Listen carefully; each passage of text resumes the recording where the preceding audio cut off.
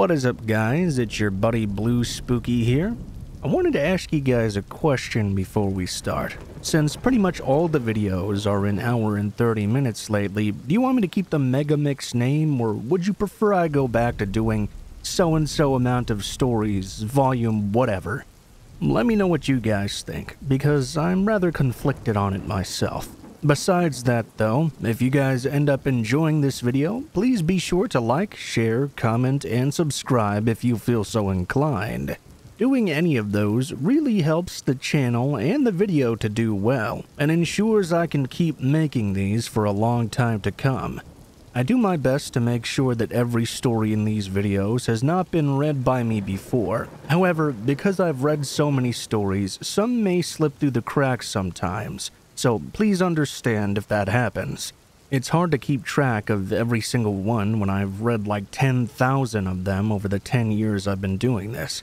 If you guys would like to support the channel further than you already do, please be sure to click the join button. It should be somewhere around the subscribe button. You can support the channel for an additional $2 at the lowest tier, and you get special emoticons next to your name when you comment, and that you can use when you comment as well. No content is locked behind the paywall, of course. It's just something additional you can do if you'd like to support the channel further than you already do. Just watching is a big help already. Anyway, without further ado, I will get right into the stories, and I hope you guys enjoy them. Have a great day. My brother and I used to work security at this really old quarry. I never really quite understood the job, to tell you the truth. If you had seen the quarry at any time during the day, you would have just assumed it to be abandoned. It truly came across that way. It seemed there was no real work being done there except every once in a great while. However, there were always two security guards who were there in the morning and overnight. There was a period of time, though, from about 6 p.m. until the two of us arrived at 8 p.m., that there was no one present at all. My brother Travis and I were headed into work that evening. It was a hot summer day, and we really weren't looking forward to the job. It mostly consisted of us sitting in a small building all night that was not air-conditioned, and sometimes walking around the quarry to make sure there were no intruders. I never understood, though, why anyone would break into the place at the first place. There was a bunch of nothing there to steal even. We got to work a little bit before 8 p.m., and we noticed something quite strange right away. The entrance gates were wide open. We'd had them unlocked before. The daytime security guards were not the greatest or most diligent workers in the world, but this was the first time they'd ever been wide open. We didn't really think too much about it, really. We drove in and Travis got out, closed the gates up behind and locked them.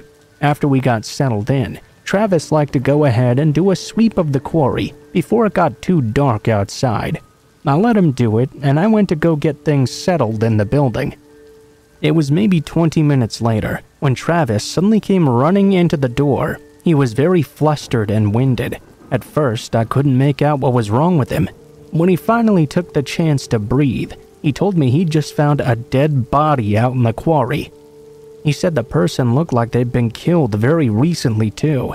Travis was pretty freaked out, so I asked him where this body was. I told him to go ahead and call the police right now, then call our boss to let him know.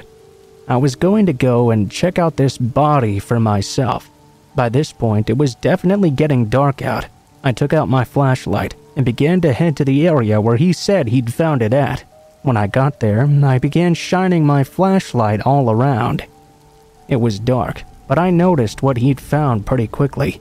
When I did, though, I also noticed there was a person crouched over the body. I only saw the person clearly for one moment, but he looked like he was going through the person's pockets. When my flashlight hit him, he took off pretty quickly out of the area. Yes, I was a security guard, but I had no idea what to do. I had a gun, but I wasn't allowed to just shoot the intruder, even if they might be a killer. I was not a cop, and I knew I could get into a lot of trouble for shooting at someone, whether the person was suspected of murder or not. I decided to chase after the figure. I hadn't got a look at the body, so I didn't know for sure how they'd been killed. I just hoped the figure I was chasing didn't have a weapon. If they didn't, that would be the best advantage I had. I ran in that direction and realized the person was gunning for the fence. He had a head start on me, and he was a bit faster than I was as well.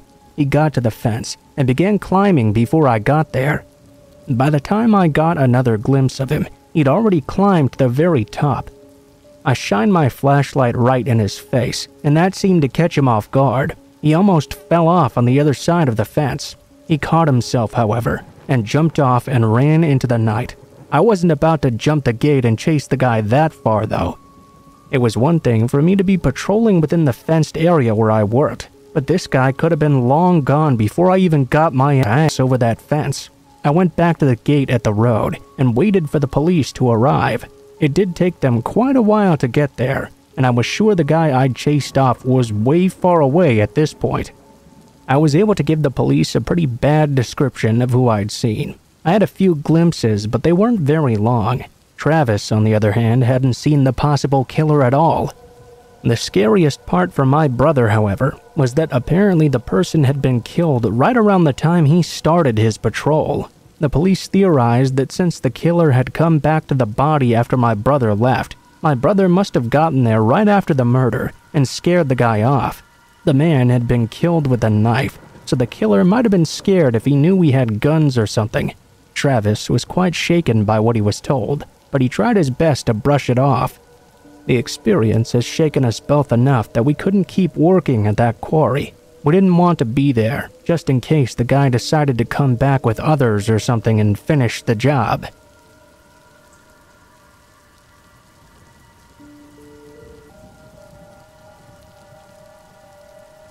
When I was a teenager, I got a job at a local restaurant in order to save up money to buy myself a car. Because I was in school and had to work the night shift often, I wouldn't get out of the place until well after midnight. My parents were already in bed by that time, and because of that, I had to walk home since I didn't have a car. I lived in a pretty small and quiet town, so it was always a silent walk home, and nothing ever really happened. Except for once, when the walk took me up Main Street in town before I got into the residential area. It was a big change from the brightly lit street to the town to go into the forested and darkened area where all the houses were. I had to walk across a bridge, and there were only a few buildings next to the road. One was a gas station and a few small office buildings. Once I passed those, it was just trees. Though it was very quiet as usual, when I was about to turn onto the street in my neighborhood, I suddenly heard a very odd noise. It was like some sort of squealing sound, like an animal in pain or something. It wasn't that troubling at first. I thought it was just a random noise being made by some animal and tried to ignore it. But then it got a lot louder, and it sounded bone-chilling, a disturbing noise like something was being tormented. I told myself it must just be a cat attacking a bird or something, but it almost seemed like rather than just attacking the bird, the cat was torturing it actively. I was very unsettled.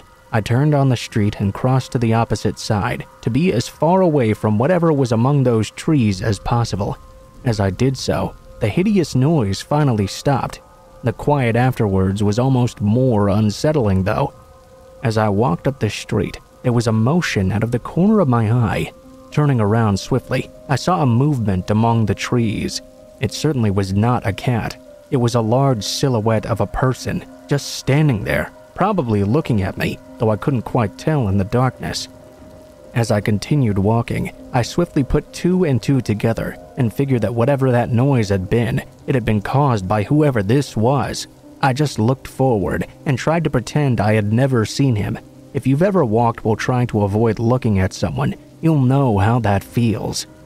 I kept feeling the urge to look back as I walked along to see if the man was following me. I guess I didn't have any real reason to think he would be.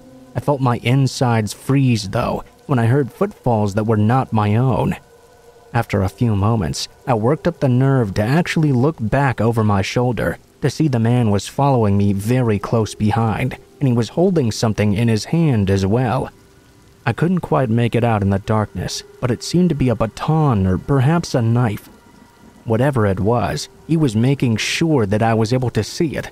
It didn't take more than a couple of seconds for me to put 2 and 2 together. If this guy was willing to do whatever the hell he was doing to whatever the hell that animal was, then there's no telling what he may have been willing to do to me. I decided to just say screw it and took off running. A quick look back over my shoulder showed the man had the same idea as me. That large man was running after me, and he was waving whatever weapon he had in his hand all around. I had never been more terrified in my entire life. I was being chased by a psychopath, and I was still quite a bit away from home. I turned onto the next street and had the luckiest moment of my entire life. Even though it was well past midnight, there was a house with a porch, and about 5 men were on the porch sitting around and drinking beer. They immediately noticed what was going on, and I ran over to them, screaming for help. The guy chasing me faltered a bit and stopped when he noticed those guys. He didn't leave at first, though. He just stood there as I told the men he was trying to hurt me. One of them opened the front porch door and grabbed what appeared to be a shotgun. The guy chasing me stood there looking for a few moments before perhaps trying to decide if the porch guy really meant business. I guess he soon decided that he did, though, because he turned around and ran back into the woods and left. I told the guys everything that had happened. They all got curious and wanted to go see what the guy had been doing amongst those trees in the first place. We went to go look, but I don't think you really want to know what we found. It was disgusting.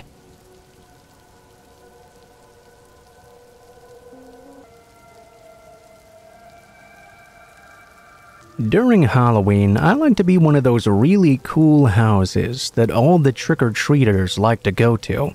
I buy the really good candy, and I buy lots of it too. I think the kids always look forward to coming to my house because they know they're gonna get the quality stuff. One Halloween, however, I had a really bad experience. Well, I guess it was slightly after Halloween since it technically occurred after midnight.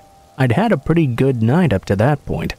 A lot of kids had come by that night, and I still had a lot of candy left over after the trick-or-treating died down. I concentrated on just having a night watching some Halloween specials on TV. I live in a pretty good neighborhood, and we're not known for having pranksters or anything like that. There were no houses getting egged as far as I knew, and there were no flaming piles of dog shit around either. Around 1 a.m., I was playing video games when I heard a knock at the door. I thought it was a bit odd, but I put down my controller and went to check who was there. I opened it up slightly because there was no peephole, and no one was there. I didn't give it too much thought in the moment. I just assumed it was some kids doing a ding-dong ditch thing. About 10 minutes later, though, I heard another knock on the door. I was a little bit irritated this time because I was now under the impression that kids were playing pranks on me, and I really didn't have the patience for such a thing. I got up angrily and marched over to the door. Then I opened it again. There wasn't anyone at the door once again, but this time there was one of those orange jack-o'-lantern buckets just sitting on the porch. It was empty, and it was just sitting there. Looking at the door, I got a bit annoyed and kicked the bucket off my porch and onto the sidewalk. I then said loudly that I wasn't in the mood for stupid games. I would get really pissed off if anyone knocked on my door again. I went back and started playing video games again. Some time had passed now, and there weren't any further knocks at my door. I was pretty happy about that for a while. However, as I was sitting there, something caught my eye just off to the side. I looked over at the window, expecting to see something there, but there seemed to be nothing. I went back to playing my game, when after a while it happened again. This time, I looked over at the window as fast as I could, and I saw that same jack-o'-lantern bucket was being held up in front of the window. I was definitely caught off guard. Someone must be there holding it and making it seem as if it was looking in through the window. I got up and mentioned that whoever this was, I didn't find their game very funny. I also mentioned that if they didn't want to piss me off, they needed to stop this right now. When I said that though, the person turned the jack-o'-lantern back and forth as if they were shaking their head no. I was very not amused at this point. I told them to get the hell away from my house. Once again, the jack-o'-lantern shook its head. "Alright," I said, "I've had it with this guy. I'm gonna go get my baseball bat." I turned to walk down the hallway and into my bedroom. I grabbed my aluminum baseball bat, prepared to beat the crap out of whoever was playing this joke on me. When I got back to the living room, however, the jack-o'-lantern was no longer in the window. I began to look around at the other windows to see if the person had simply changed locations around my house. As I was looking around though, I heard a crashing sound out on my front porch. I walked out the door to confront the person and immediately slipped on something. While I tried to catch my balance, I caught someone dressed in all black, holding that jack-o'-lantern bucket. They lit it on fire, and they threw that bucket at me. Just like in the Legend of Sleepy Hollow, that bucket smacked me right in the face. I fell over. I got up and started covering myself with some dirt from a potted plant to put out the fire. I then looked around to see where the guy who'd thrown this at me was. He was gone already. It looked like what I'd slipped in was some sort of blood. I looked around further and saw there was a dead groundhog on my porch. Written in blood on my front door was "Trick or treat, I'll be back." I wasn't scared until that point. I just thought it was some lame joke, but anyone sick enough to kill a groundhog and write something in his blood on my door, just knowing what they'd done to it while I was playing video games, it creeped me the hell out.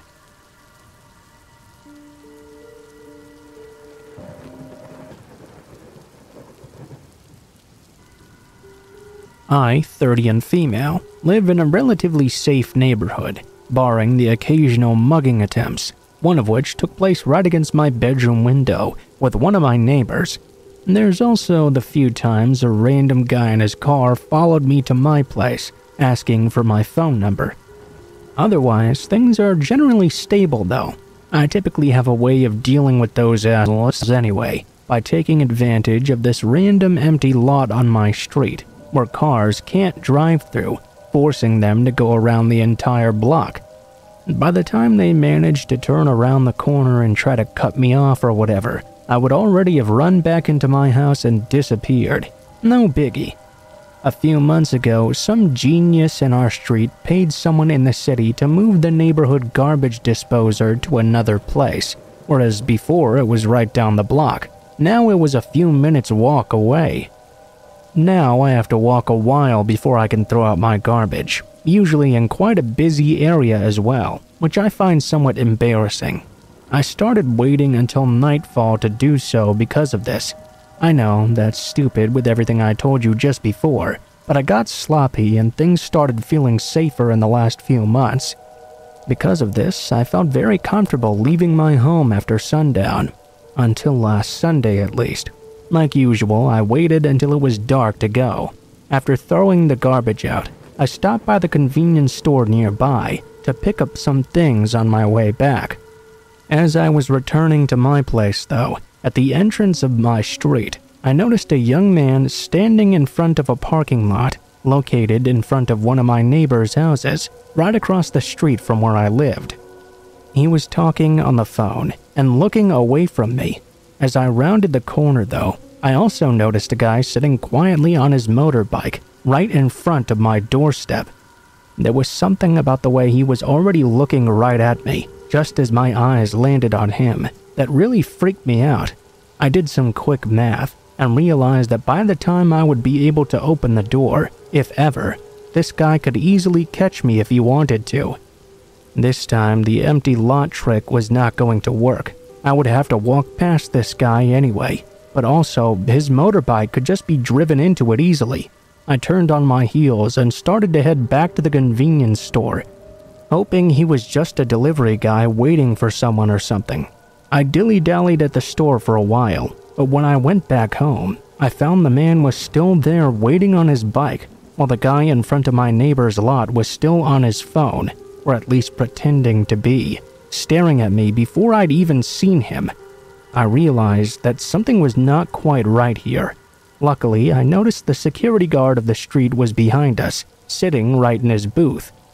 I quickly approached him and explained the situation, hoping he'd at least walk me to my place, which he gladly did. The moment the guy on the phone saw me return with the security guard, he slipped his phone in his pocket and turned towards the guy on the bike. The guy on the bike then drove off with him.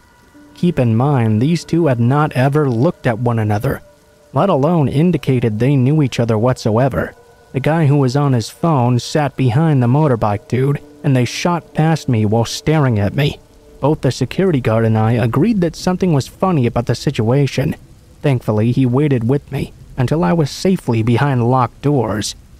I don't know if those two wanted to mug me or what, but I'm glad I trusted my gut and didn't just go home with those guys right there. Otherwise, who knows what would have happened.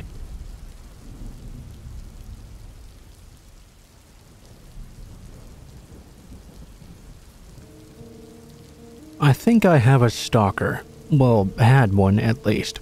I'm an Israeli high school student. I have long brown hair, I'm about 179 centimeters tall, and weigh 68 kilograms.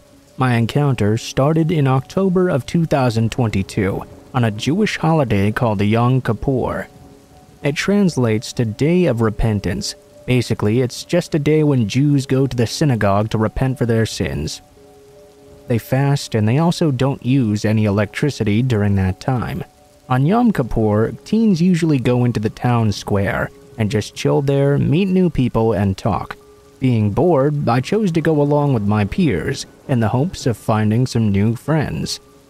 One of those new people I met was a girl. Let's call her Emma. I met Emma through some mutual friends. She went to another school in a different town and didn't often stay in mine, as her parents were divorced. Her mom had custody of her in the other town, while her dad lived in the same town as me. The best description of her is that she was 150 centimeters tall and 50 kilograms soaking wet. She had a kind of fusion between ginger and blonde hair, an inverted triangle face shape, and had a distinct piercing look to her green eyes. We talked for a bit, and she was shy and socially awkward. Eventually, I made up some bullshit excuse about my parents wanting me home, as it was getting quite late. Before I left, she asked me for my Instagram. I'm fairly active on social media, mostly posting memes and low-effort jokes that people seem to like occasionally. I started to notice, though, that she always viewed my stories first. Coincidence, maybe? It seemed to be seconds after I posted them, though. I suspected maybe she had friend notifications on, or maybe it was just my ego. She responded to a lot of them as well, texting in a flirty kind of way, with lots of heart emojis. I got a creepy feeling from her, but I assumed she was joking or something. Around December was the first time she tried to meet up with me. She persuaded me, but I don't crack under peer pressure, so I kept up making excuses because I didn't really want to meet. Around mid-January, she started texting me on WhatsApp as well. I'd never given her my number, so I had no idea how she got it. It was safe to assume that maybe one of our mutuals had given it to her or something. A bit creepy, but whatever. There were a lot of phone calls I missed because I was busy. She kept proceeding with stalking me, and I started to ignore her more, usually only responding with one-word answers to her texts. This started to make her angry, but I hoped that shutting her out would be the best way to proceed, and eventually she would get the hint. In February, though, she crossed a line, a big line. Out of the blue, she texted me the name of my street and a number. To try and throw her off my tail, I responded with a single question mark. She followed up immediately by telling me, "That's where you live, right? My friend told me you're afraid of me. That's not true, is it?"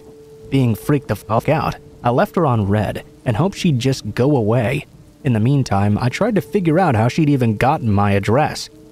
Doing some digging online, I found out the address showed after searching for my father's full name, including his middle names, a name that I had never told her. She texted me again a few days later, asking me to let her come over to my house. I told her to leave me alone. She tried to convince me to take her out on a date, but I told her I was gay in response. She called me every slur in the book, some of which I'd never even heard before, which was quite impressive. I told my mutual friend all about it, and he later sent me a screenshot of a private story she'd posted, showing her crying and talking about how all men are evil. He asked if it was related to me. Probably it was. The following morning, she sent me a voice message from a fake account, telling me how she was sorry and that she loved me so much. I told her again, I'm gay. You're nice and all, but I'm simply not interested. Afterward, there was silence. Had I finally reached peace at last? It had been a few days without hearing from her, and all was good. I quickly forgot about her existence.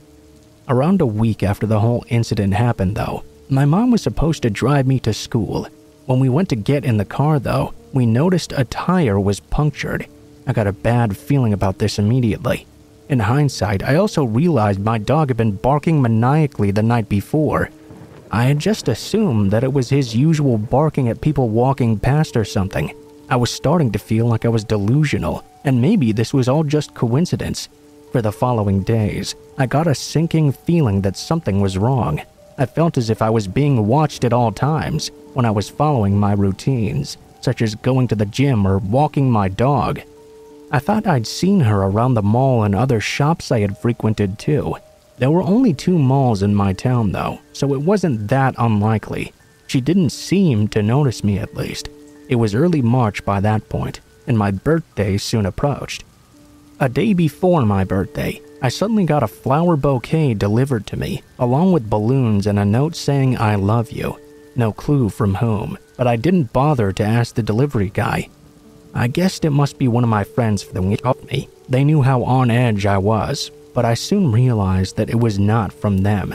For my birthday, I decided to get drunk with some of my friends. I take antidepressants, so I often don't get shit-faced when I drink, only mildly drunk. The parents of my friend who lived 20 minutes away were on vacation, so he decided to host. I posted some pics of my stories, of us just messing around in his front yard. Eventually though, we'd made too much noise. The cops were called and we had to cut the party short. Walking back home though, I started to feel very paranoid. I'm the type that gets worried when I drink, but I tried to ignore these thoughts. There was a woman that was keeping a short distance behind me, but again I ignored my gut in my drunkenness and assumed it was just a random person out for a walk. I stopped and rushed into some shrubbery because I had to barf real bad. Suddenly I felt my hair being pulled into a ponytail behind me. It was the lady who was walking behind me. She held my hair for me. She told me to sit down and to wait a bit before I continued. I sat down cross-legged with my face looking down. I had my face down out of shame because I was afraid I'd suddenly puke all over her if I raised my face to look. I caught a few glimpses though, and she seemed very familiar. She began to get very touchy, but I was a bit out of my senses in the moment, as you could imagine. She was getting really touchy though, and started moving her hand down to my nether regions. I finally told her to stop. I looked her in the face to try and confront her, when I suddenly figured out exactly who this was. I'd assumed that maybe she was a neighbor or a local to the area or something, but it clicked even in my drunken state. It was Emma. She was dressed differently and had her hair done a different way, but her eyes gave her away. I tried to get up, but I just couldn't. I was too dizzy. She grabbed my shoulder. I told her to leave me alone. She put her hand under my chin, and that was it. I don't remember why, but I just reflexively punched her. It was one punch with the weak power of a drunken man, but a punch to the throat is still a punch. She backed off. I stumbled away and cried on the way home. I'm a pacifist and I've never punched another person. It was against my morals. I still feel guilt about it, even though all she's done to me. The next day, I got a message from an unknown number telling me I'm a dead man and they were going to kill me. Ever since, nothing's happened though. I'm still paranoid. It's nearly June and I haven't heard from her since March, but I still can't let that wary feeling go.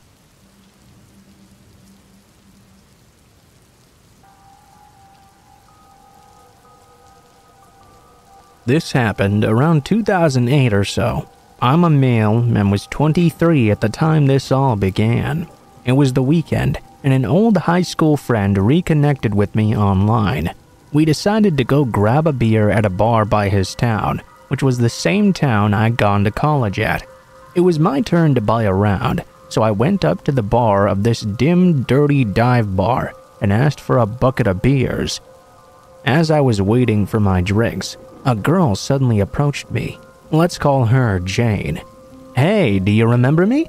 She started acting really flirtatious. I didn't know and couldn't even think of a way I'd met her before though, so I said something like, "I'm sorry, I talked to a lot of people at my job. Can you refresh my memory?" She stated she'd taken some class with me and worked with me on a group project. I still had no idea who she was, however, and couldn't remember ever working on such a thing together.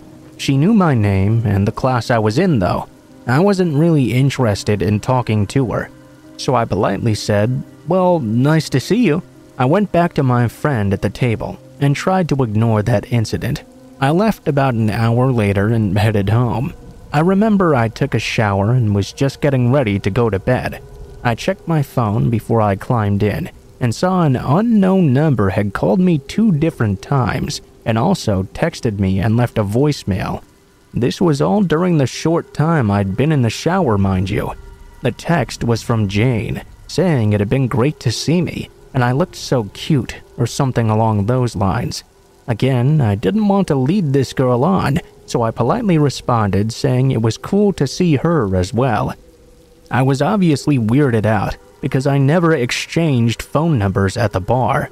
Maybe she had it on an old list if she was really in my class. When I woke up the next morning, I had over 10 texts sent to me, inviting me over for a hookup. It was just point blank telling me to come over. I laughed it off at first, and was kind of flattered. My thought was she must have drank a whole lot that night. I didn't respond as I felt it would be quite awkward. That's when the real ish began though. I worked in an office where I could not have my cell phone out while working. It's a very professional environment. On my break, I powered up my phone, only to see 19 missed calls and 100+ texts. Approximately 10 voicemails as well.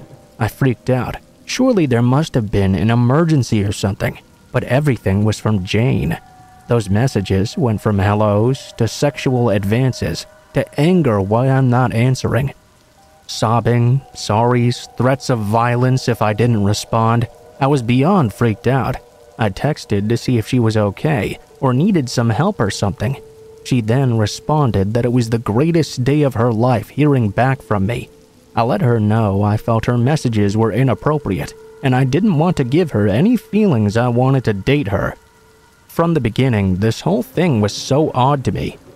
I began getting 40+ calls and messages. I decided it would be best to just stop responding at this point. This went on for over a week, day and night. Calls and messages. Then, one message caught my eye. She mentioned where I work, but again, I'd never told her this. There was a Wendy's a stone's throw away from my job. I got paranoid leaving work, thinking she must have been following me somehow, so I'd drive around the Wendy's and wait in the drive-thru for a while before going home from work. I remember sending her one last message, stating that if she contacted me again, I would call the police from then on. At the time, I had to pay a monthly fee on my cell phone to have a number blocked, but I never heard from her again after. And from all the research I've done, it doesn't appear I actually had any classes with her either.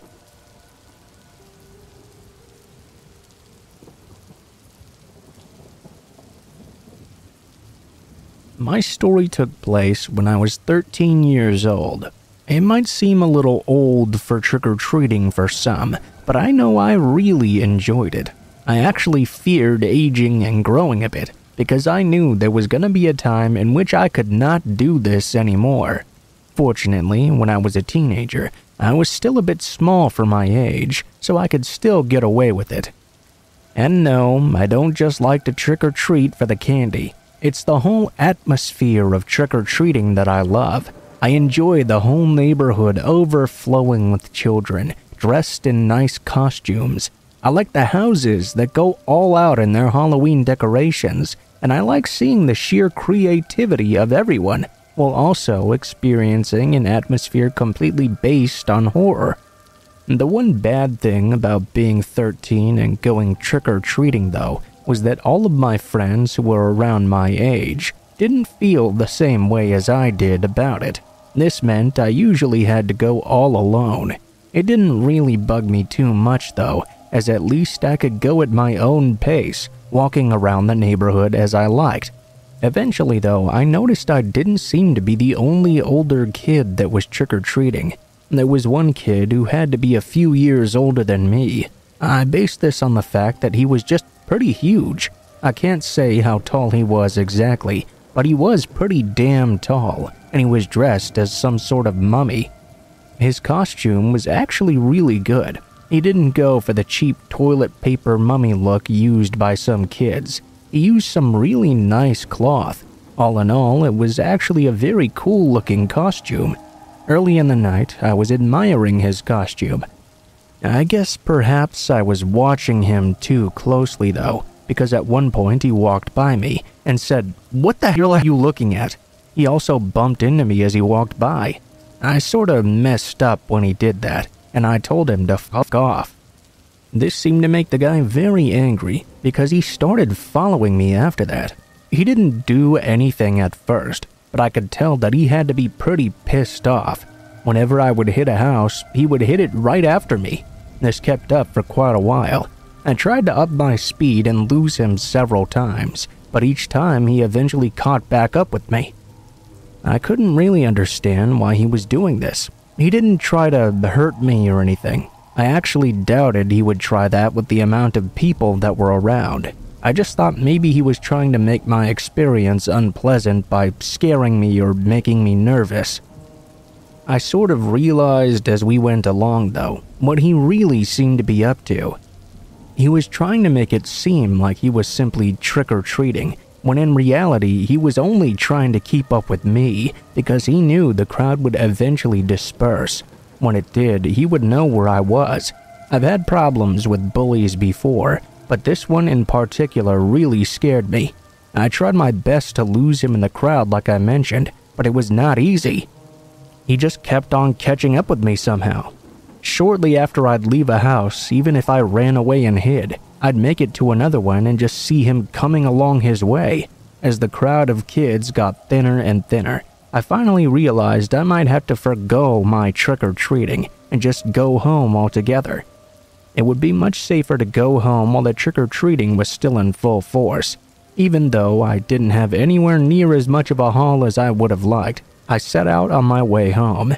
He tried to follow me still through the throngs of children, but that really didn't bother me too much. I knew that once I was safe in my home, it really wouldn't matter. There was very little he'd be able to do to me at that point. I thought I'd lost him by the time I got home. I couldn't see him anywhere. My house was completely dark because my parents were not home. They had gone out to a Halloween party. Still, there were enough children and adults out in the streets that I was not too concerned about being in danger. I made my way into my house, and I thought I was fine. I spent the rest of the night watching scary movies, eating popcorn and candy. My parents weren't going to be back until late that night, but that was okay with me. I was sure the guy was gone now. I had spent several hours all alone and feeling safe inside my house, when at about 11 o'clock, I heard my doorbell ring. I thought this was pretty odd, so I got up and walked to the door. Looking out of the window in the door, I didn't see anyone on the porch. For some reason, my mind went back to that mummy. I really didn't worry about him too much, though. I was in my house, after all. I wasn't worried he could do anything to me. I figured I'd open the door only slightly, to see if maybe there was a small trick-or-treater who was out really late or something. Maybe they came by my house as they were leaving. I unlocked the door and had just begun to open it up. The moment I did, though, it happened so fast I could barely process it. A bandaged hand grabbed the door and flung it open with such force it pulled me down to the ground. I was grabbed after I was laying on the porch. I was picked up and pushed against the wall of my house. It was the mummy. He punched me several times in the stomach, then grabbed me around the neck. I started crying and panicking, thinking this son of a bitch was going to try and kill me. I really began to lose my breath. I flailed around, trying to do anything to get this guy off me.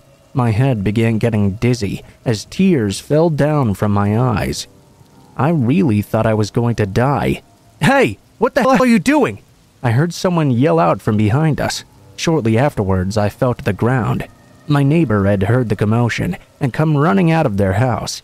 I was gasping for air, so I didn't notice it, but the mummy ran off after. My neighbor came to check on me. Rather than go after the mummy, they made sure I was okay. I'm pretty thankful for that. Fortunately, I was not seriously hurt. I had some minor injuries, but physically I was able to recover pretty fast. Mentally was a completely different story though. I don't know if I ever saw the mummy again. That's the problem. I had no idea who he was, but whenever I saw someone who was tall like him, inwardly I would begin to panic. That took me a very, very long time to come to terms with. Some people I just can't understand why they do the things they do.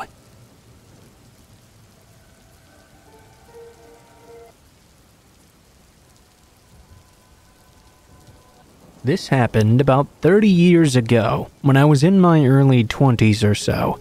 Back then, I lived in a very rural area. It was not easy to find jobs at the time, especially in the area I lived in. It was just outside of a very small town, which had long ago died out. Most of the business in this small town had closed down, and the few jobs that actually did exist around here were already filled. It was impossible to even find a job at the local McDonald's. That's how bad it was. I was able, though, thanks to a friend, to find a job in a factory eventually. It wasn't the most ideal job in the world, though, due to multiple things. First off, it was a third shift job, and I was not used to working overnight. That wasn't so bad, though, compared to the fact that it was a nearly hour-and-a-half drive just in order to get to and from work. It paid decently though, and I really needed the work, so I took this job. I was able to take turns driving with my buddy who'd initially gotten me the job, so that saved us some gas money at least. It wasn't really too terrible, at the time anyway. Now, the job itself might be a setting for a pretty scary story in itself. I mean, it was a factory, and it didn't do any production during the third shift. There were a few maintenance workers there and a few security guards as well. I was one of those security guards. Other than that though, the huge factory was largely dark and empty. That's not where this scary story took place though. Me and my buddy Tony had been driving to work 5 days a week for several months now, through the summer, when this story took place. We had to get to the factory and signed in and everything by midnight, so we tended to leave just before 10 p.m. It was a fall day, and it was obviously a very rural drive to the factory. To set the scene, it was very chilly outside. The leaves were falling from the trees pretty heavily.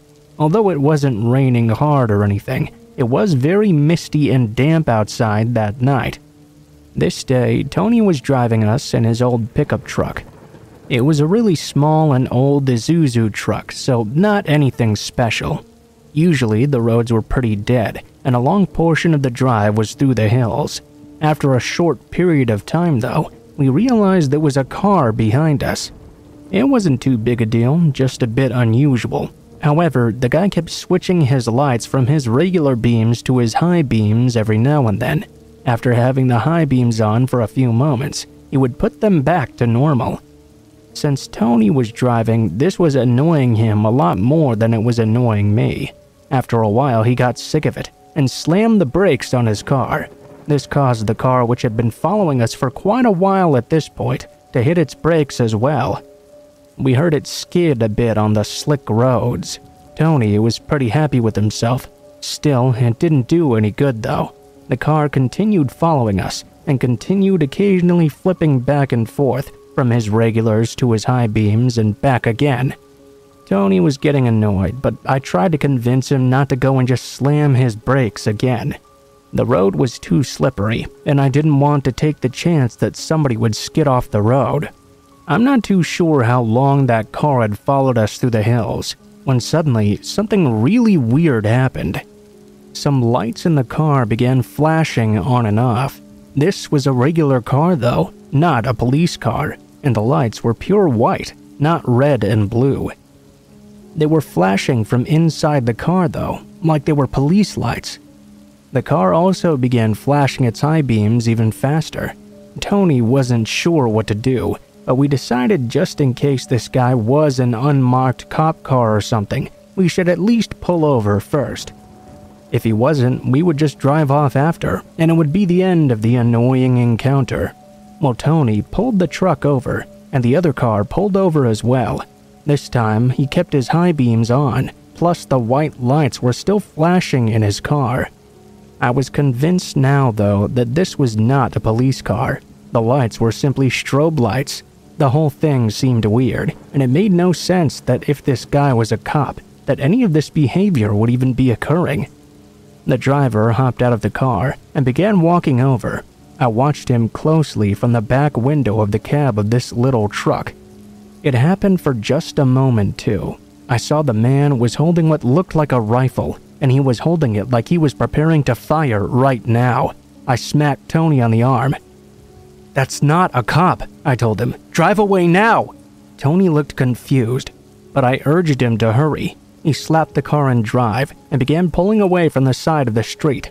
Almost immediately, we heard a shot fired from the rifle of the man. We both flinched, worried about getting hit, but we seemed to be okay. Tony slammed on the gas, and even though that little old truck didn't have much power to it, we took off right away. I kept watching at the back window. I kept expecting to see this car with its high beams and flashing lights following us. I was sure it was not a cop now, but they would absolutely begin following us. However, after we lost sight of the car, we didn't see it again after that. We knew then for sure it was definitely no good. We kept driving to work. We didn't know what to do, really. We didn't see much point in reporting it to the police. We had almost no information on the vehicle, so we didn't see how it would do any good. Instead, we just kept driving and went to work like nothing ever happened. Tony and I never found out anything about what happened that night, but being fired at, even though the truck had not been hit, was a very scary experience. We never experienced anything like that ever again either.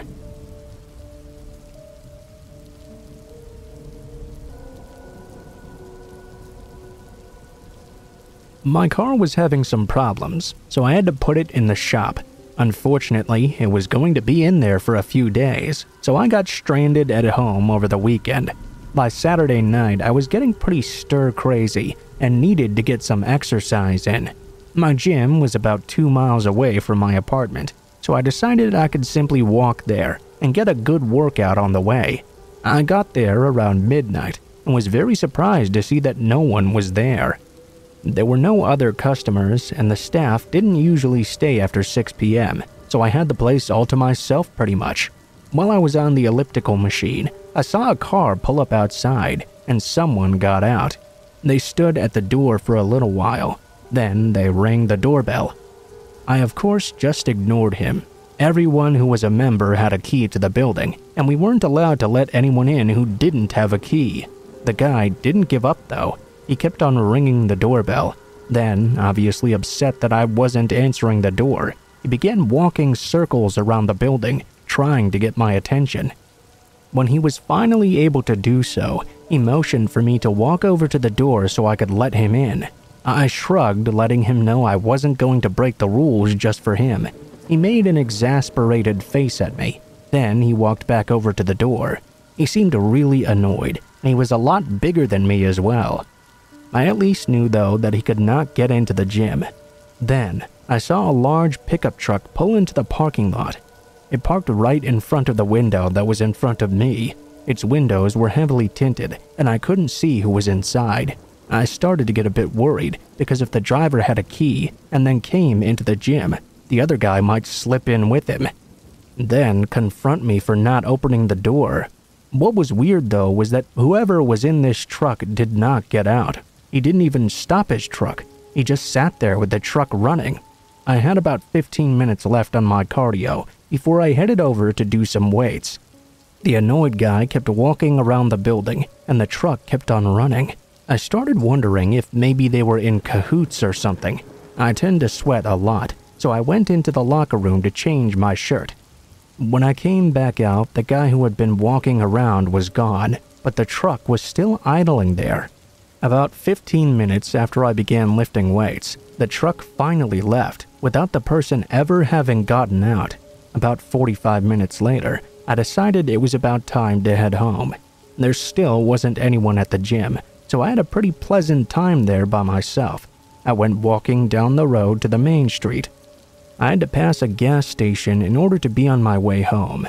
I froze when I realized that very same truck was waiting at the gas station.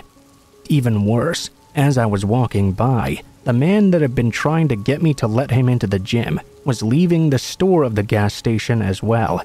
He walked right over into the truck. I tried to just ignore them and went about my way. Unfortunately, the truck soon pulled out of the gas station and began following me along the quiet road. I was immediately very nervous. I turned onto a side street. It followed me there too. When I got into the neighborhood area and thus off the town roads, the truck switched on their high beams. Then they started moving much faster and right toward me. Knowing I couldn't outrun this truck, I instead ran into a yard off the side of a house, then into the backyard. I knew the truck couldn't follow me there. I ran through all the different backyards, trying to cut through and get back to my street. The guys in the truck had anticipated this though, and somehow when I emerged, they were there waiting for me. The man who hadn't been let into the gym hopped out of the truck, carrying a baseball bat with him. I was too scared, and at first I was unable to move, not knowing what I should do. I soon made a choice though, and ran to the nearest house, climbing the steps and pounding and screaming for someone to open the door. The lights in the house immediately came on, and I heard the truck take off behind me.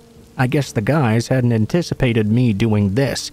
After they had left, I told the people in the house what happened. They offered to drive me the rest of the way home. You know, it's quite funny. You can meet the worst and best people all in the same night.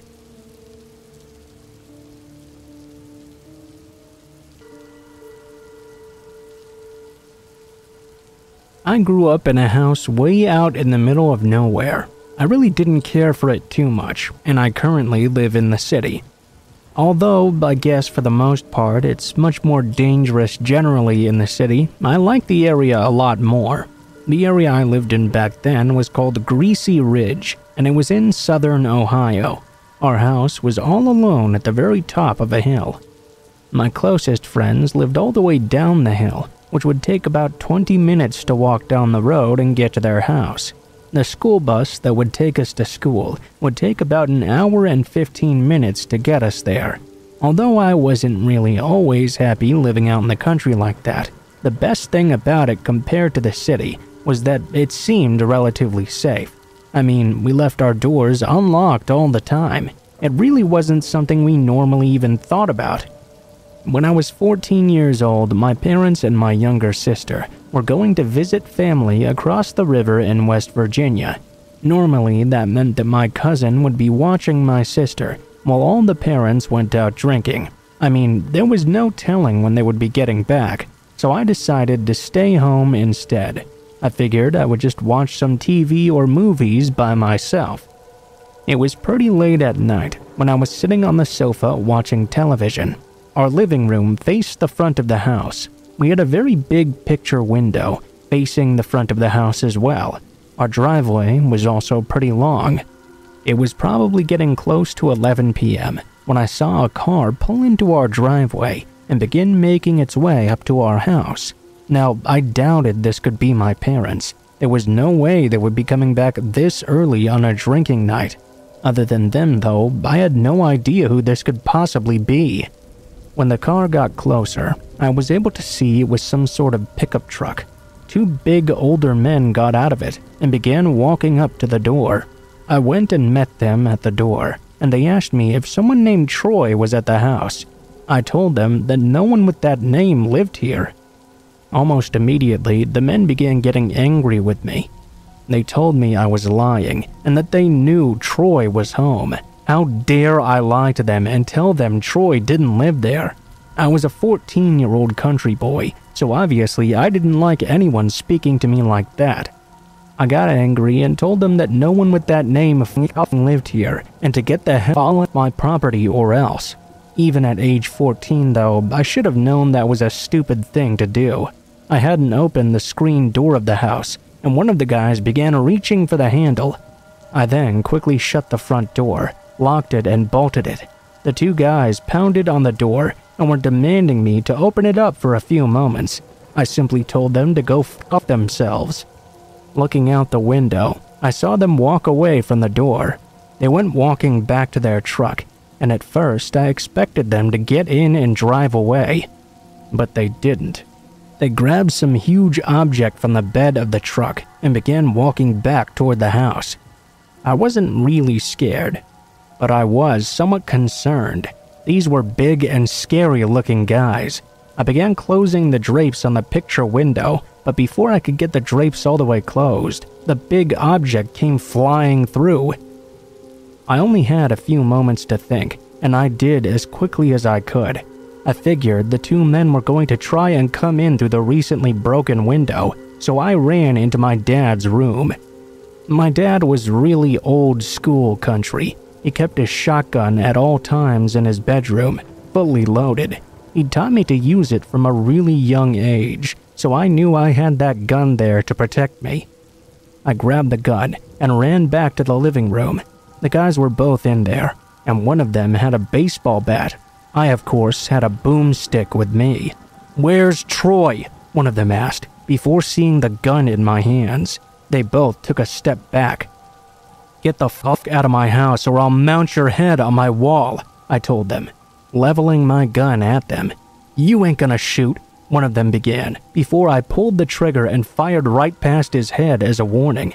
They both took my warning seriously and fled back through the window.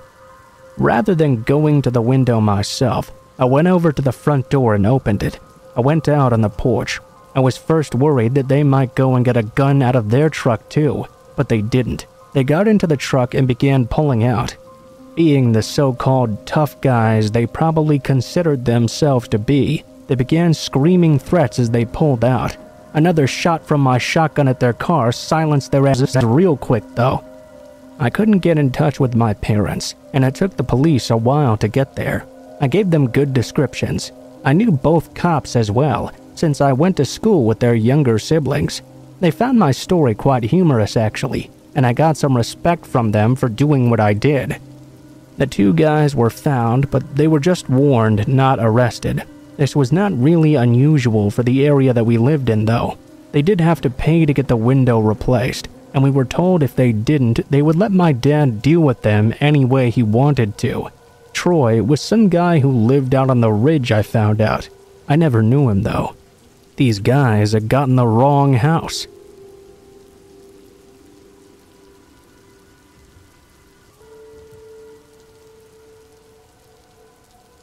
So, I don't really know how scary this story is to anyone else, but it is really creepy. It's not too long an incident either, but when I was 11 years old, I went trick-or-treating with my two best friends. My friend Carl's sister was 15, and she was supposed to be chaperoning us. That's the only way our parents would let us go out without them. As you might imagine for a teenager though, she did not spend much time with us. When she ran into her boyfriend and a couple of his buddies, she asked us if we'd mind trick-or-treating all by ourselves. Of course, we readily agreed. We were all too eager to get away from her. She told us to meet her back in this area in about 2 hours. We got a pretty good candy haul. It was about 20 minutes before we had to rendezvous with Carl's sister, when we came across that house. You know the one I mean. The one house in the neighborhood that everyone talks about. Now, this wasn't an abandoned house. It wasn't boarded up or anything. However, it did have a completely dead lawn and was littered with garbage. A shredded tire swing hung from a leafless tree. There was even an old beat-up ice cream truck in the yard. Now, the guy who lived there was someone that rarely anyone ever saw. We all had all sorts of stories about him. We talked about him and made up all these different theories for what was wrong with him. Some of us said he was a serial killer who got off on a technicality or something. The story, supposedly, was that he would ride around in his ice cream truck giving kids poisoned ice cream. The prevailing theory, though, was that he was a mentally incapacitated guy who still lived with his mom until the day she passed away. They said he was unable to understand what had happened and not able to take care of the property well either. He'd waited weeks after she passed away waiting for her to wake up, I guess. Supposedly, when the police found them, she had decayed pretty badly and he was still trying to feed her. Now, honestly, if you asked me, both of those stories were complete bullshit, but they were pretty popular stories in the neighborhood. Anyway, to kids our age, they were scary enough to keep us from wanting to go up to that house. There was a jack-o'-lantern out on the porch though, and it had a burning candle in it. We figured the guy must be waiting for trick-or-treaters, so the three of us kept daring each other to go up to that house. Of course, none of the three of us really wanted to go up there. We just wanted one of the others to take the dare and go alone. When none of us did, we agreed to just go up to the house together. Up on the porch was Carl, who had the balls to knock on the door. After a moment, the door opened, and the man answered it. He was dressed in a Frankenstein costume and seemed delighted to see us. He went on and on about how he never got trick-or-treaters at his house. He'd always wanted some because he really liked kids. He disappeared into his house and came back with a bowl of something. He reached in and grabbed a handful of it, then put it in Carl's bag. Before Carl could even react, he then put a handful of something into my bag as well. I looked down to see a glob of raw meat. The man had this insane look on his face. He gave our third friend another glob of mysterious meat, then said to enjoy the treats. We boys were freaked out, and we ran out of his yard until we found Carl's sister. She was pissed at us for going to that house in the first place. However, she really couldn't tell on us, because then she would get in trouble too. That mystery meat had completely destroyed our candy, but she let us do a bit more trick-or-treating now. We definitely spread that story after that experience.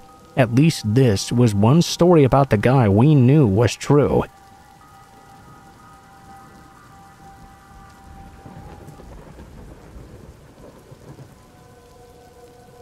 When I was about 16 years old, I used to hang out with my best friend Joe most days after school. It became not unusual for me to spend the majority of my days there.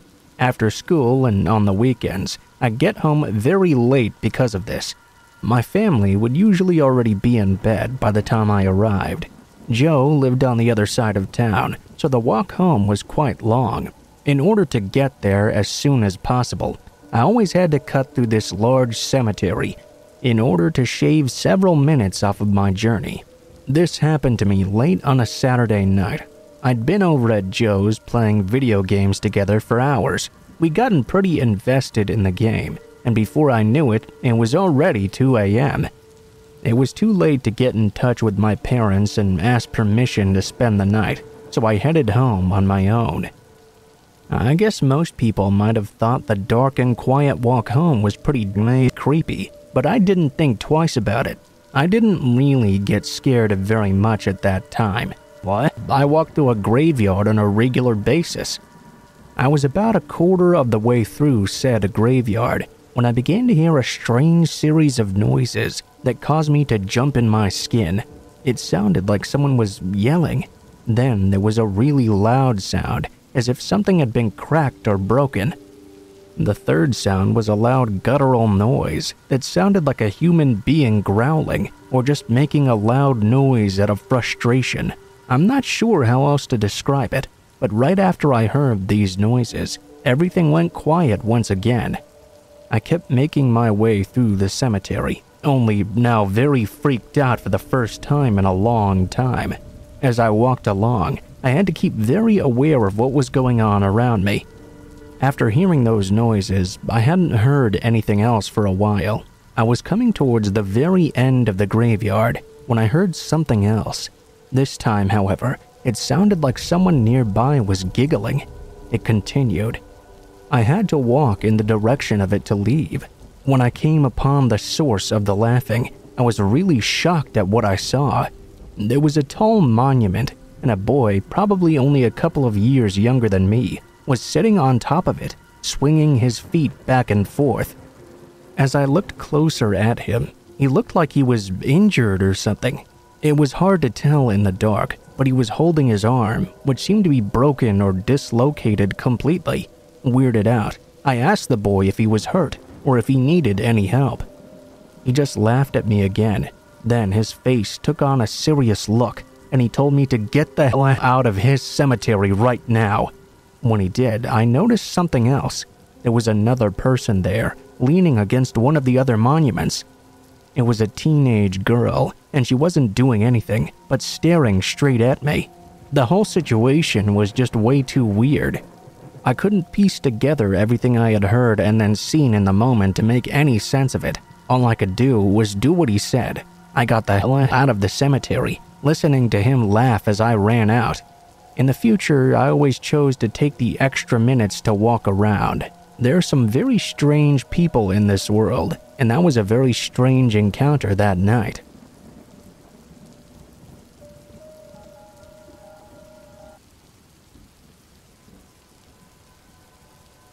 This story happened during a more difficult time in my life.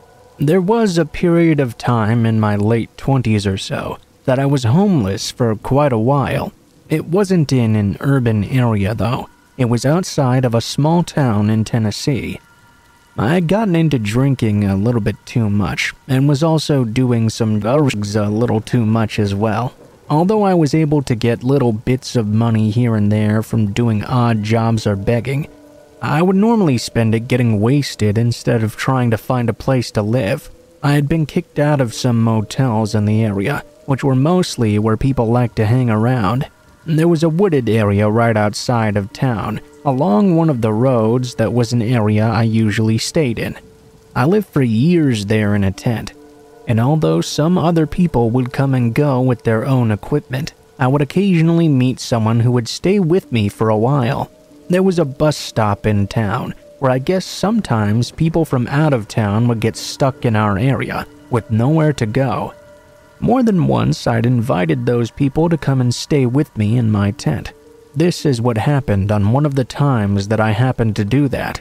I'd been hanging out in town at the convenience store that the bus stop was nearby. The cashiers would sometimes give homeless people free fountain drinks and didn't seem to mind if we waited outside with a sign asking for spare change. That afternoon, there was a teenager boy who had just gotten off the bus. He was having an argument with the bus driver as he got off. It seemed he was begging the driver to let him ride just a little bit further on the bus. However, it seemed the driver was not going to allow this. Apparently, the kid had only paid enough to get as far as our town. The kid, visibly upset, got off the bus and had pulled away, stranding the kid in our little one-horse town. After walking around for a while, obviously not knowing where to go, he sat on the side of the parking lot, holding his head in his hands. After watching this unfold, I walked up to the kid. I found out I was right about everything I'd assumed. He didn't know anyone in the entire state, much less the town. He had no money and no way to get anywhere or do anything. It seemed he had run away from home for some reasons that I would later find out were abusive parents. This was going to be his first night without a roof over his head. I offered to show him back to the area where my tent was and told him he could stay there if he wanted to. I was able to calm the kid down quite a bit, and even told him there were ways in town he could find work and get some money if he really wanted to move on to wherever he was headed to. He had a lot to talk about, and since I spent a lot of time by myself, I was more than happy to listen to what he had to say. We stayed up pretty late just chatting about stuff. Around the time I thought we should finally get some sleep, I noticed a light shining for a brief moment in the woods. I didn't know what that was, but I saw it 2 more times as well.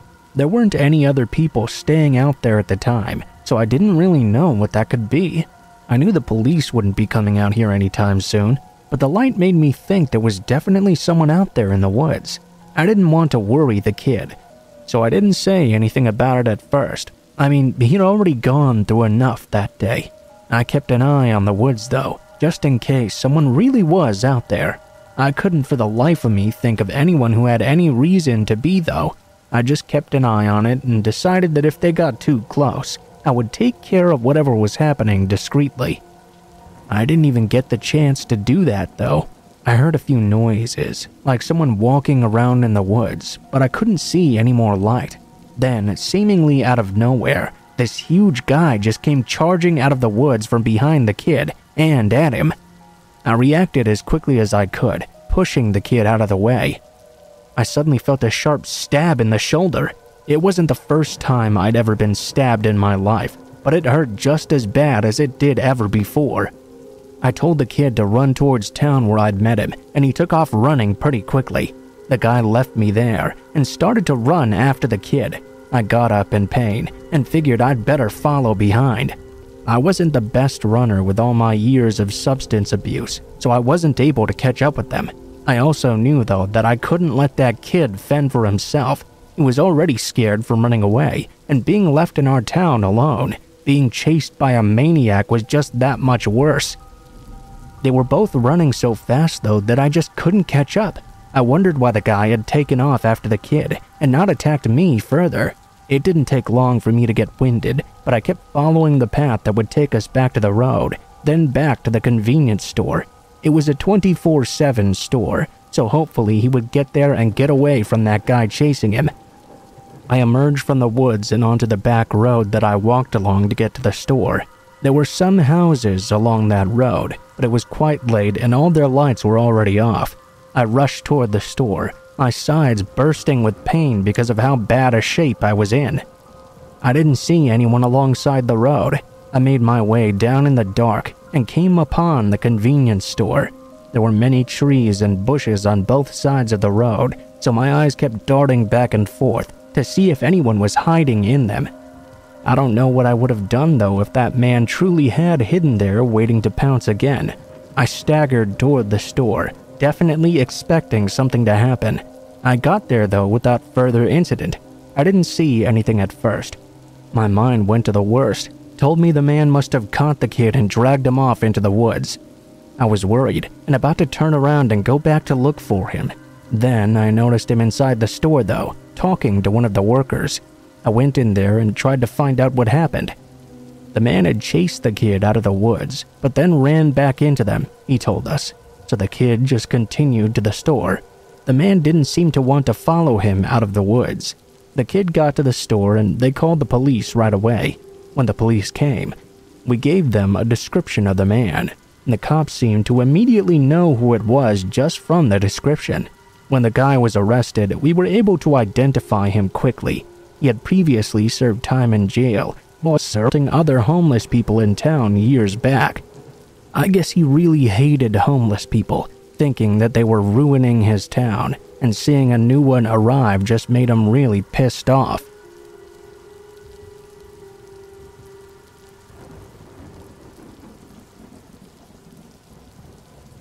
I have a friend of mine who went through this experience with me. Only the fact that we both still swear that we went through it makes sense to us. And that will make a lot more sense to you when the story is over. My friend Eddie and I grew up together going hiking. We hiked around all the time as kids, and continued doing so as adults too. As adults though, there was this very specific area that we loved going out into and exploring in. It was big and vast enough that we were always able to find something new every time we went out. This happened on a fall day. We were both wearing jackets and hats because it was pretty cool outside. We had been out for a couple of days, but it wasn't supposed to be a really long hiking trip, just a couple of days worth. We were already heading back to civilization after this. After lunchtime, the two of us hiked a bit away from each other. I was sure I knew where Eddie was though at all times. I could distinctively hear him in the woods most of the time. I knew what a person moving around sounded like. It was mildly shocking then when he was able to sneak up on me from behind. It really almost startled me out of my skin, but that surprise ended quickly. He seemed really excited about something. He said he had found something he told me I would never believe unless I saw it myself. I followed Eddie around to the side of this one hill, and what he brought me to was very shocking indeed. There was some sort of structure built into the side. It had a small entryway, but it was like a man-built entryway right into the side of the hill. I had come across structures in the woods before, but this was completely different. "Come on, let's go in and check it out," Eddie suggested. "I wanted to wait to get you here too. I wanted to protest. I mean, I had no idea what this could be. I knew some people way out in the hills could be really weird. Who knew if this wasn't the dwelling of some man-hating hermit who would try to gut us? But Eddie was really insistent. There were some branches in the way of the door. We moved them, and as we opened the door, we went inside. It appeared to be some sort of bunker or something, built right into the hill. It almost looked like something someone would have built to survive a nuclear apocalypse. That's about the only way I could ever think to describe it. Honestly, that in and of itself wouldn't have been too much of a surprise. It definitely wasn't surprising those sorts of things existed, especially knowing the kinds of people who avoid civilization. What was unnerving, though, was the stuff we found once inside. There were weapons that were definitely not old.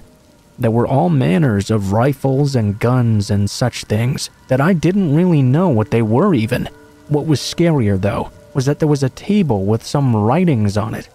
Eddie started sorting through the stuff, saying it was some sort of doomsday end-of-the-world type ramblings. There was a lot of anti-government stuff in there, too. Now, I wasn't really worried too much about whoever kept this place overthrowing the government, but I was very worried about such a person catching us intruding upon their bunker. There was every indication that this was definitely not an abandoned place. I was very thankful when I was able to finally convince Eddie to leave. I was pretty worried on our way back, too. Eddie wasn't freaked out at all, though. He really thought the entire thing was pretty cool. I remembered earlier, though, thinking that I'd heard Eddie walking around in the woods. Well, what if it had been someone else entirely? As we were hiking back, I kept on hearing these things. I heard someone walking in the woods, like we were being followed. Eddie just kept telling me I was being paranoid and hearing things. We camped out that night. It would be the last night we did before we got back to civilization. I was still really disturbed by what we'd seen in that bunker. I was also certain someone was out there in the woods. Every little noise made me nervous. It was hard getting to sleep, but eventually I did. The following morning, Eddie woke me up and told me to come out of my tent right now. I did so, and was pretty terrified about what I saw. There were 2 dolls hanging from a branch of a tree. They were hanging by ropes around their necks. They were both male dolls as well, and they hadn't been there when we'd gone to sleep. We took it as the warning it probably was. Eddie finally believed, as I had, that it was a mistake to go into that bunker. The best thing to do would be to get out of the woods as quickly as we could. It was a harrowing journey. I swore we were being followed the entire time. I was worried about every little noise I heard. I couldn't keep myself from being on edge the whole time. Well, obviously, Eddie and I made it out of the woods just fine in the end. I mean, if we didn't, I wouldn't even be able to tell you this story. But that was definitely the scariest encounter I ever had.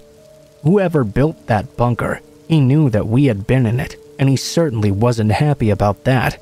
I think we're very lucky he only threatened us with some dolls. It definitely could have been much, much worse.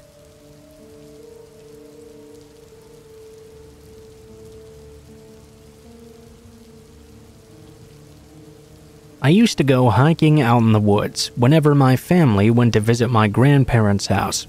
I wasn't one much for sitting around and listening to old people talking, so I would excuse myself and go out to explore. I won't say exactly where this story took place. This is because I've noticed that sometimes people in these narrated story videos like to argue that some stories couldn't have taken place where the writer claimed they did. I don't want to go through that kind of visual. I can guarantee, however, that this story did happen. It happened in the fall.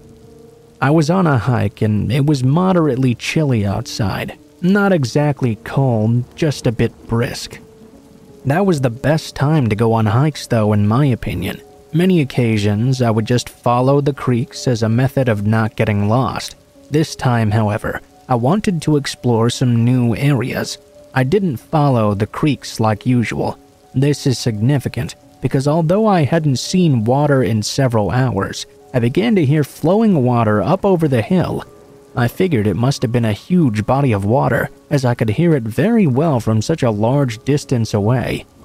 Going over the hill into the next hollow, there was indeed a very large creek. I was astonished to see it led to the most beautiful country waterfall I'd ever seen. I was eager to go down the side of the hill and get a closer look at this marvel. I climbed down the side and approached the waterfall. It was extremely beautiful, and I was even able to walk right up to it. As I was admiring both the waterfall and the beautiful pool into which it was running, I actually noticed that there was an opening behind it. It really wasn't too difficult to slip behind. Curiosity got the better of me, and I decided to risk getting a bit wet. I slipped behind it to see if anything was actually in there. Well, there was. When I saw what was behind the waterfall though, my blood ran cold in my veins.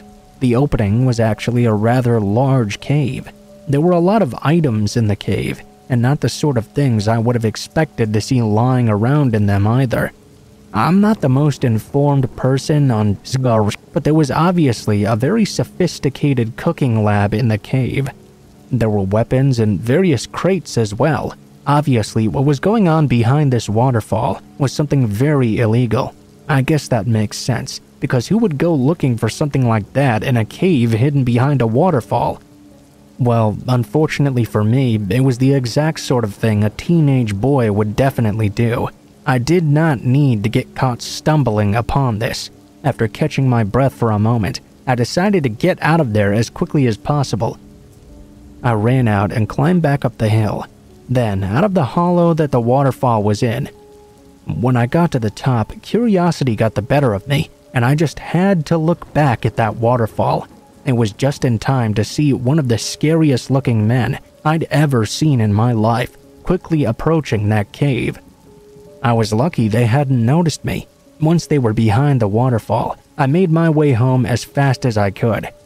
I told my grandma and my parents what I had come across. I expected them to call the police or something.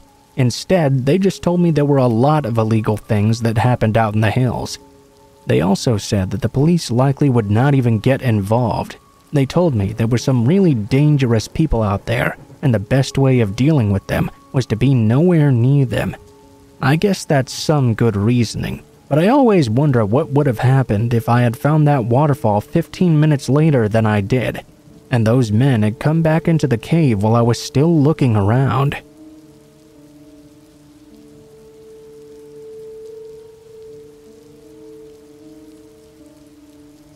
I'm a hiker. I'd like to think I'm a somewhat experienced hiker, but one thing I definitely do not have much experience doing is exploring caves.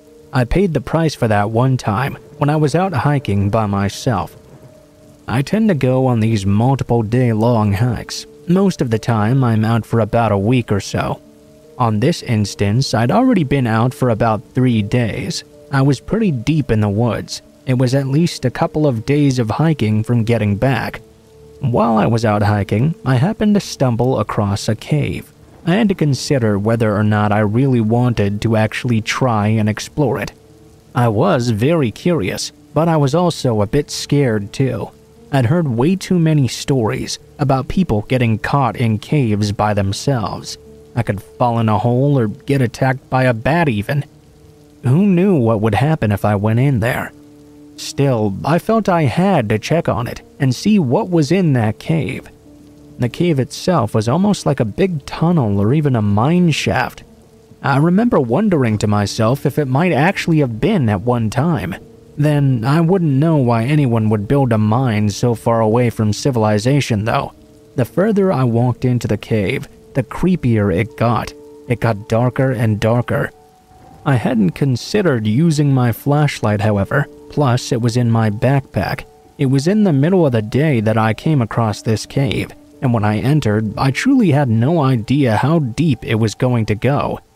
I was going so far into it that when it got too dark to really make out much of anything, I decided to take out my backpack and fish out my flashlight. It was after I had taken off one of the arm straps that I plainly heard someone call out from in front of me. "Hey, what the hell are you doing in here?" Although the voice came from in front of me, my head was turned slightly around tending to my backpack. I jumped up a bit, and something or someone then shoved me to the ground. I hadn't gotten my light yet. All I could see was the shadowy shape of a human form in the cave with me. I was terrified, wondering who or what the hell could have been in there with me. I tried to get up and run, but as I did so, someone grabbed my foot. My attempt to get up caused me to stumble and fall onto my hands and knees.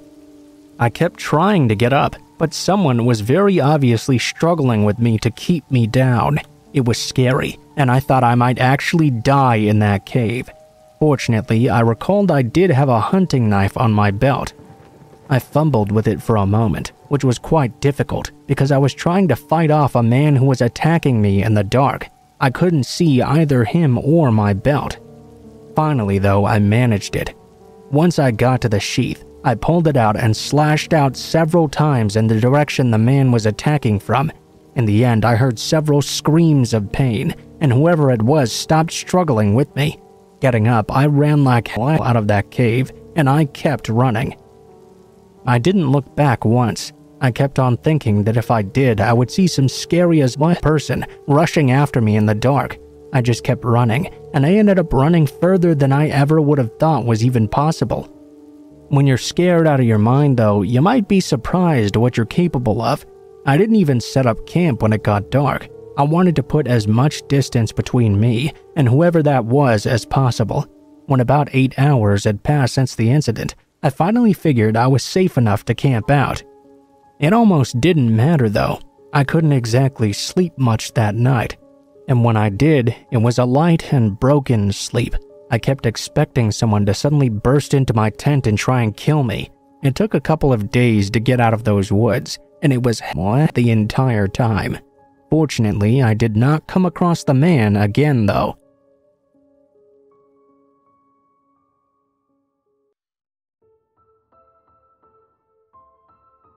What is up, guys? Blue Spooky here. Thank you guys so much for watching, especially if you made it this far to the end of the video. If you liked the video, please be sure to like, share, comment, and subscribe if you feel so inclined. If you have any feedback for me as well, be sure to leave that in comments below the video. If you guys have a story you'd like to send in, or if you'd like to contact me for any reasons, there will be links to my social media in the description below the video, including my Facebook, Gmail, and Twitter accounts.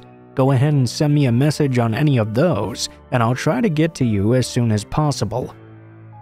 If you do decide to send in a story, please be sure to include in the tagline what the name of the story is if it has one, what type of story it is if it has one, and how you'd like to be credited in the description below the video. Please make sure to include as much detail as you feel comfortable with, and try to use as much proper grammar as possible to make sure you have the highest chance of appearing in a future video. Overall, I think that's pretty much it for now, guys, so thank you so much for watching, and I hope you guys have a great day.